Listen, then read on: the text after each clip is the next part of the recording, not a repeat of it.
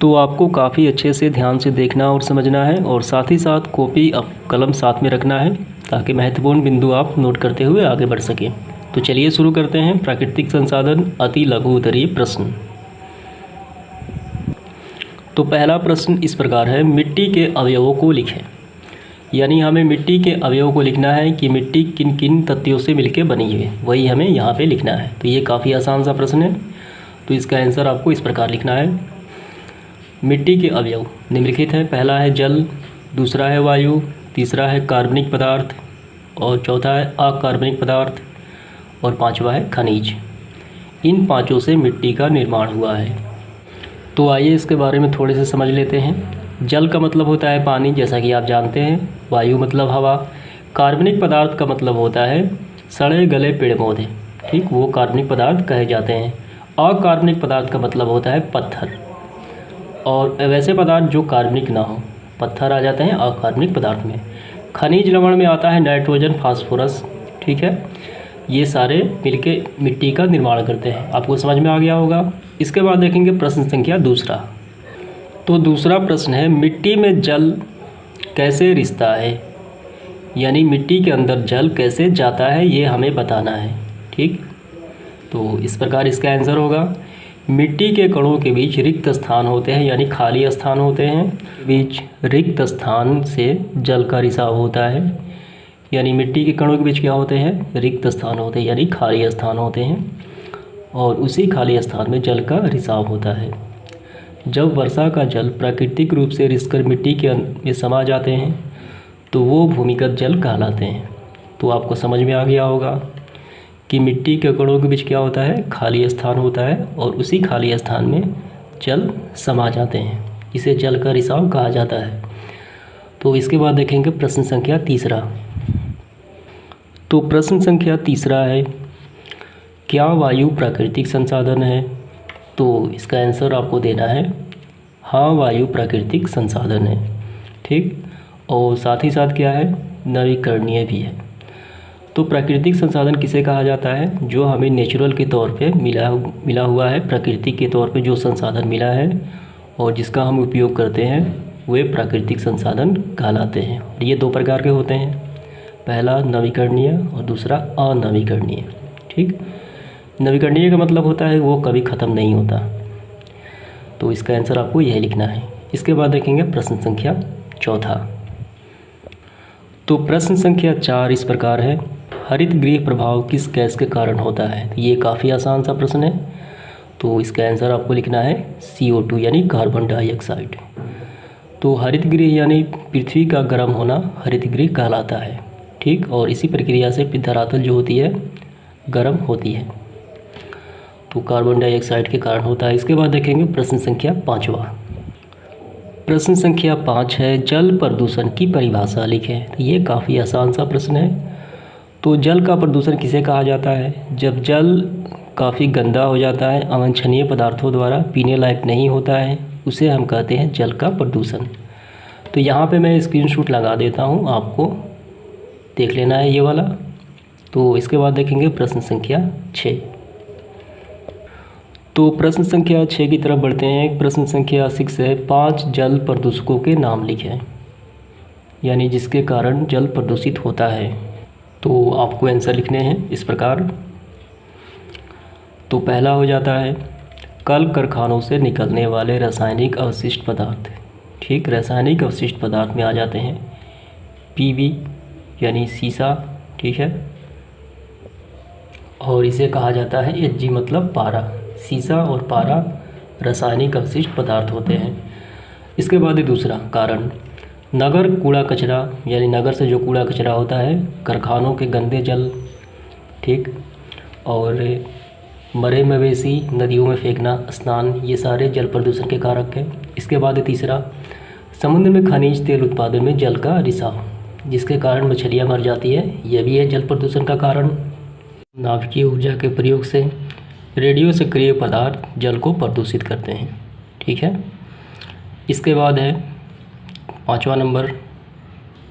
तो 5वां कारण आपको इसी में से लिख लेना है, जैसे में कि यहाँ से इसको अलग कर दीजिए आप, मरे हुए मवेशी नदियों में फेंकना और स्नान, ये आप यहाँ पे लिख लीजिए। तो तो इस प्रकार 5 प्रदूषण के कारण हो जाते हैं जल प्रदूषण के। इसके बाद देखेंगे प्रश्न संख्या 7वां। तो 7 नंबर प्रश्न में पूछा गया है वायुमंडल में उस प्रक्षेप का नाम लिखें, ठीक, जहां ओजोन पाया जाता है। तो कौन सा क्षेत्र है जहां ओजोन पाया जाता है? तो इसका आंसर हो जाएगा समताप मंडल में ओजोन परत पाई जाती है। इसके बाद प्रश्न संख्या 8वां। प्रश्न संख्या 8 इस प्रकार है, अम्ल वर्षा में उपस्थित अम्लों के नाम लिखें। तो ये काफ़ी आसान सा प्रश्न है। तो अम्लों के नाम लिखना है जो अम्ल वर्षा में शामिल होता है, वो हो जाता है नाइट्रिक एसिड HNO3 और दूसरा अम्ल है H2SO4 यानी सल्फ्यूरिक अम्ल, जो अम्ल वर्षा में शामिल होते हैं। इसके बाद देखेंगे प्रश्न संख्या 9। तो 9 नंबर प्रश्न है, प्लास्टिक के कारण प्रदूषण को रोकने के उपाय बताएं। यानी हमें बताना है उपाय जो प्लास्टिक से प्रदूषण होते हैं, कैसे इसको रोका जाए।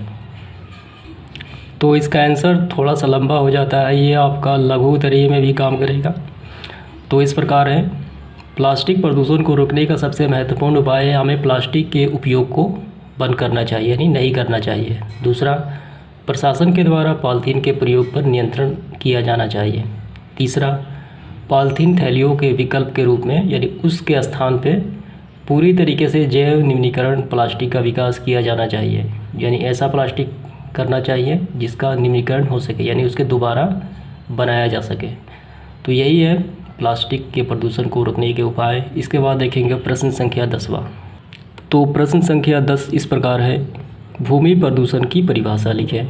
यानी मृदा प्रदूषण कैसे होती है उसका परिभाषा हमें यहाँ पे लिखना है। तो इस प्रकार इसका आंसर होगा, मिट्टी से उपयोगी घटकों का हटना और दूसरे हानिकारक पदार्थों के मिट्टी में मिलना। जैसे में कि मिट्टी में उपयोगी घटक होते हैं नाइट्रोजन, फास्फोरस, पोटेशियम, उनका हटना और उसके बदले में कोई दूसरा अवांछनीय पदार्थ, हानिकारक पदार्थ मिल जाना और मिलके क्या करना, उससे मिट्टी की उर्वरता नष्ट हो जाती है, यानी उसको नष्ट कर देते हैं। तो उसे भूमि प्रदूषण या मृदा प्रदूषण कहते हैं। तो ये आपको लिखना है। इसके पश्चात है प्रश्न संख्या 11। तो इसमें है 2 उर्वरकों के नाम लिखें, ठीक। 2 उर्वरक के नाम हमें लिखना है। तो इस प्रकार है, रासायनिक उर्वरक 2, पहला है यूरिया, दूसरा है कैल्शियम अमोनियम नाइट्रेट, ठीक है। इसके बाद देखेंगे प्रश्न संख्या 12। 12 नंबर प्रश्न में है, मिट्टी का अपरदन रोकने के उपाय बताएं, ठीक है। ये आसान सा प्रश्न है। तो थोड़े से इसके बारे में समझ लेते हैं कि मिट्टी का अपरदन किसे कहा जाता है। तो मिट्टी के अपरदन 2 कारक से होते हैं। पहला होता है जल के द्वारा, यानी बारिश का जल, और दूसरा होता है वायु के द्वारा। इन दोनों के कारण जो मिट्टी की ऊपरी सतह होती है वो बह जाती है, यानी जल और वायु उसको बहा ले जाती है, ठीक, यानी इस तरफ चली जाती है। तो उसे कहा जाता है मिट्टी का अपरदन। तो इसे रोकने के उपाय हमें यहाँ पे बताना है। तो सबसे महत्वपूर्ण उपाय ये होता है कि जो स्थान होते हैं, जो मृदा होती है, वहाँ पे हमें घास लगाना चाहिए, यानी छोटे छोटे पौधे यहाँ पे लगाने चाहिए। इससे मिट्टी का अपरदन रुक जाता है। तो इसका आंसर आपको इस प्रकार लिखने हैं, मिट्टी की सतह पर अधिक से अधिक पौधे उगाने चाहिए, जिससे मिट्टी के जड़ें मिट्टी को बांधे रखती है, ठीक। ये पहला उपाय हो गया। इसके बाद देखेंगे दूसरा उपाय। दूसरा उपाय है, खेत को काफ़ी लंबे समय तक बिना फसल ना छोड़ना, यानी खाली इसको नहीं छोड़ना चाहिए। तीसरा उपाय, खेत में थोड़ी दूरी पर ऐसे मेड़ या बांध, आपको ध्यान रखना है, मेड़ या बांध बनाना खेतों में, जिससे जल और वायु का क्या हो सके, वायु का वेग कम हो सके, ठीक। यानी खेत है, इस प्रकार इसमें ऐसे बांध बना देना चाहिए ताकि जल का जो वेग है इस प्रकार वो धीमा हो जाए, ऐसे धीमा हो जाए, और वायु का वेग भी धीमा हो जाए। तो इससे मिट्टी का अपरदन नहीं होगा। तो ये आपको लिखना है इसके उपाय में। इसके बाद देखेंगे अगला प्रश्न, यानी प्रश्न संख्या 13। तो प्रश्न संख्या 13 है, BOD किस प्रक्रिया का छोटा रूप है। तो ये आसान सा प्रश्न है। तो इसका फुल फॉर्म जो होता है, B का मतलब होता है बायोकेमिकल, O का मतलब ऑक्सीजन और D का मतलब डिमांड। Biochemical, oxygen, demand. तो इसका क्या मतलब है ये हम सबसे पहले जान लेंगे। तो आइए समझ लेते हैं। तो जब हम रासायनिक खाद का उपयोग करते हैं, जैसे यूरिया हो गया, अमोनियम सल्फेट हो गया, तो ये सारे जो होते हैं वो जल में चले जाते हैं, या नदी में चला जाता है, तालाब में चला जाता है। वहाँ पे जाके शैवाल का वृद्धि करता है, और शैवाल के जो मरने के बाद जो शैवाल मर जाता है बैक्टीरिया द्वारा सड़ता है। यह सड़न जो होता है प्रक्रिया में जल में घुले ऑक्सीजन का उपयोग होता है। शैवाल होते हैं तो उनको सड़न करने की प्रक्रिया में कार्बनिक पदार्थों को ऑक्सीकृत करने में लगे ऑक्सीजन की मात्रा, जो ऑक्सीजन लगता है उसको ऑक्सीकृत करने में यानी विघटन करने में, सड़ाने में, तो उसे कहा जाता है बायोकेमिकल ऑक्सीजन डिमांड। इसके बाद प्रश्न संख्या 14 है, हाइड्रोकार्बन के जलाने से क्या प्राप्त होता है? तो इसका आंसर काफ़ी आसान है, कार्बन डाइऑक्साइड एवं जलवाष्प प्राप्त होता है हाइड्रोकार्बन के जलाने से।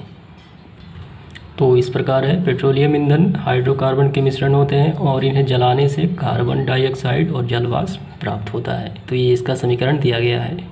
तो प्रश्न संख्या 15 की ओर बढ़ते हैं। तो प्रश्न संख्या 15 है, CNG क्या है? तो ये आसान सा प्रश्न है। तो ये एक ईंधन है। क्या है? यह एक ईंधन है और इसका फुल फॉर्म होता है कंप्रेस्ड नेचुरल गैस, यानी इसका मतलब होता है संपीड्य प्राकृतिक गैस, और इसका उपयोग होता है वाहनों के चलाने में। ये आधुनिक ईंधन कहा जाता है, इसमें प्रदूषण नहीं होता। ठीक, तो ये आपको समझ में आ गया होगा। प्रश्न संख्या 16 इस प्रकार है, सीसा युक्त पेट्रोल में सीसा का कौन सा यौगिक मिलाया जाता है? जो सीसा होता है वायु प्रदूषण का ये कारक होता है जो पेट्रोल में मिला दिया जाता है। तो कौन सा यौगिक मिलाया जाता है? तो ये मिलाया जाता है टेट्राएथिल लेड। ये इसका समीकरण हो जाता है, रासायनिक समीकरण। टेट्राएथिल लेड जो सीसा का यौगिक है इस पेट्रोल में मिला दिया जाता है। इसके बाद देखेंगे प्रश्न संख्या 17। तो प्रश्न संख्या 17 काफ़ी आसान है। वायुमंडल में ऑक्सीजन किस विधि द्वारा प्राप्त होती है? तो ये प्राप्त होती है ऑक्सीजन चक्र में प्रकाश संश्लेषण के द्वारा। ठीक है, तो ये होती है किसके माध्यम से? प्रकाश संश्लेषण, जिसमें पेड़ पौधे कार्बन डाइऑक्साइड को ग्रहण करते हैं और वहाँ पे प्रकाश संश्लेषण में क्रिया में ऑक्सीजन का त्याग करते हैं। तो इस प्रकार ऑक्सीजन चक्र का निर्माण होता है। इसके बाद देखेंगे प्रश्न संख्या 18। तो ये रहा प्रश्न संख्या 18। मिट्टी का अपरदन मुख्य रूप से किसके द्वारा होता है? ये आसान सा प्रश्न है। तो ये होता है वायु एवं वर्षा के द्वारा। ठीक, ये दोनों मिट्टी को क्या करती हैं? बहा ले जाती हैं ऊपरी परत को, इसे मिट्टी का अपरदन कहा जाता है। इसके बाद देखेंगे प्रश्न संख्या 19। वायुमंडल से मुक्त नाइट्रोजन को नाइट्रोजन के यौगिक में परिणत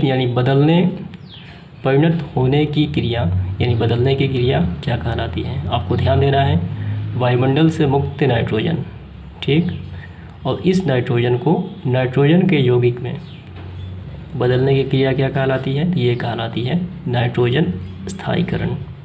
ठीक है, आपको समझ में आ गया होगा, नाइट्रोजन स्थायीकरण कहलाती है। तो प्लांट जो होते हैं वो नाइट्रोजन का सीधे प्रयोग नहीं करते, वो नाइट्रेट के रूप में ही प्रयोग करते हैं। इसके बाद देखेंगे प्रश्न संख्या 20। तो 20 नंबर प्रश्न है, अमोनिया का नाइट्रेट तथा नाइट्राइट में परिवर्तन होने की क्रिया क्या कहलाती है? आपको ध्यान देना है, अमोनिया का नाइट्रेट में किस में बदलता है? नाइट्राइट में। तो ये क्रिया कहलाती है नाइट्रीकरण। ठीक है, इसके बाद देखेंगे 21 नंबर प्रश्न। तो प्रश्न संख्या 21 है, नाइट्राइट का लवण नाइट्रोजन गैस में परिणत होने की प्रक्रिया क्या कहलाती है? ठीक, तो ये कहलाती है डीनाइट्रिफिकेशन। ठीक, डीनाइट्रीकरण इसे कहा जाता है, डीनाइट्रीकरण। और किसके द्वारा होता है? तो ये डीनाइट्रोफ्लाइंग बैक्टीरिया के कारण संपन्न होता है। क्या संपन्न होता है? नाइट्रोजन के लवण का नाइट्रोजन गैस में बदलना। ठीक, इसके बाद देखेंगे प्रश्न संख्या 22। तो 22 नंबर प्रश्न है, पृथ्वी पर पशु एवं वनस्पति जगत के ह्रास का मुख्य कारण क्या है? ह्रास का मतलब उसके खात्मे का यानी विनाश का मुख्य कारण क्या है? किसका? पशु और वनस्पति यानी पेड़ पौधे। तो इसका आंसर हो जाएगा वनों की अनाधुर कटाई। तो यही इसका आंसर हो जाता है, जिससे कि वनस्पति जगत तो नाश होगा ही, प्लस में साथ साथ पशु का भी आवास ख़त्म हो जाता है। जंगली जितने पशु होते हैं यानी विलुप्त हो जाते हैं। तो आइए प्रश्न संख्या 23 की तरफ बढ़ते हैं। तो प्रश्न संख्या 23 है, ओजोन परत का ह्रास किस कार्बनिक यौगिक द्वारा होता है? तो ये होता है क्लोरोफ्लोरोकार्बन। ठीक, ह्रास का मतलब होता है नुकसान, तो क्लोरोफ्लोरोकार्बन के कारण होता है, जो धरातल पे यानी पृथ्वी पे बहुत सारे प्रयोग में इसका उपयोग होता है, जैसे में कि रेफ्रिजरेटर में प्रश्न संख्या 24। तो इस प्रकार है। वायु प्रदूषण का मुख्य कारण क्या है? तो ये काफ़ी आसान सा प्रश्न है, तो इसका आपको ये लिखना है। कल कारखानों से निकलने वाले धुएँ, वाहनों से फैलने वाले धुएँ, जो मुख्य रूप से वायु प्रदूषण का यही मुख्य कारण होता है। इसके बाद इसका आखिरी सवाल 25 नंबर, कोहरा और धुआं के मिश्रण को क्या कहा जाता है? जब दोनों आपस में मिल जाते हैं तो उसे कहा जाता है स्मॉग, यानी धूम कोहरा कहा जाता है, जो स्वास्थ्य के लिए काफ़ी हानिकारक होती है। धूम कोहरा जो फेफड़े को ख़राब कर देती है। तो ये संपन्न हुआ अति लघु उत्तरीय प्रश्न प्राकृतिक संसाधन